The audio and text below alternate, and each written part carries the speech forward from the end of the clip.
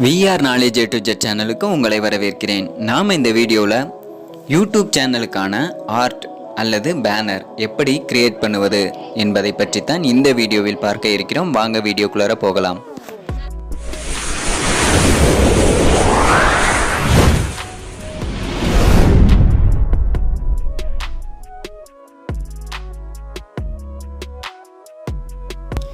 இதுவரைக்கும் நம்ம சேனலை சப்ஸ்கிரைப் பண்ணலன்னா சப்ஸ்கிரைப் பண்ணிக்கோங்க. அது கூடவே ஒரு பெல் சிம்பிள் வரும், அதை மறக்காமல் கிளிக் பண்ணிக்கோங்க.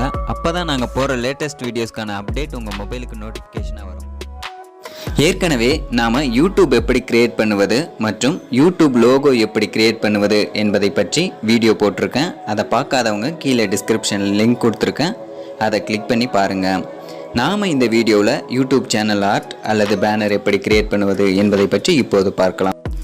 நீங்கள் என்ன மாதிரியான வீடியோஸ் போட போகிறீங்களோ அதற்கு தகுந்த மாதிரியான பிக்சரை கூகுளில் இருந்து டவுன்லோட் பண்ணிக்கோங்க. நீங்கள் டவுன்லோட் பண்ணுற பிக்சர் காப்பிரைட் இல்லாத மாதிரியான பிக்சராக இருக்கணும். காப்பிரைட் இல்லாத பிக்சர் எப்படி டவுன்லோட் பண்ணுவது என்பதை இப்போது பார்ப்போம். காப்பிரைட் இல்லாத பிக்சர் எப்படி டவுன்லோட் பண்ணுவது என்பதை இப்போது பார்ப்போம்.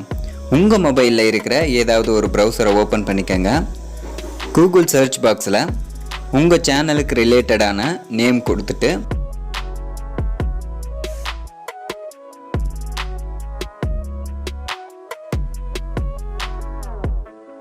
சர்ச் ஆப்ஷனை கிளிக் பண்ணிக்கோங்க. இந்த இடத்துல இருக்கிற இமேஜஸ் அப்படிங்கிற ஆப்ஷனை கிளிக் பண்ணிக்கோங்க.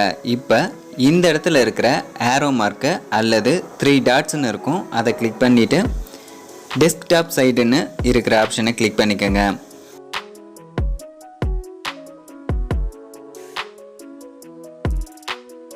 இப்போ உங்கள் மொபைலில் உள்ள பிக்சர் எல்லாமே கம்ப்யூட்டரில் தெரிகிற மாதிரி மாறும். இந்த இடத்துல இருக்கிற டூல்ஸுங்கிற ஆப்ஷனை கிளிக் பண்ணிங்கன்னா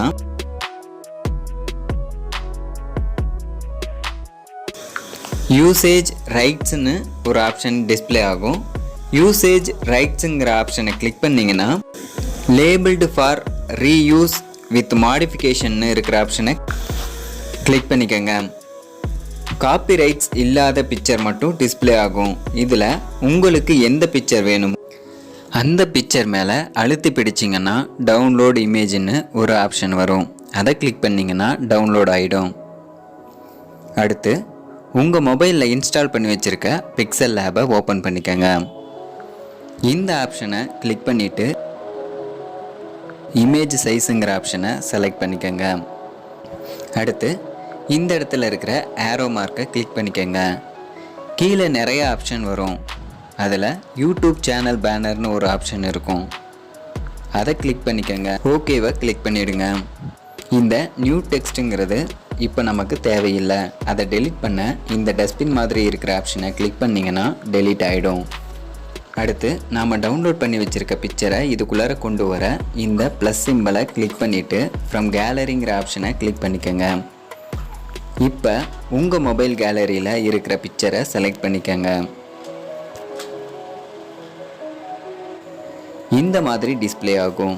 இந்த இடத்துல இருக்க ரைட் சிம்பலை கிளிக் பண்ணிக்கோங்க.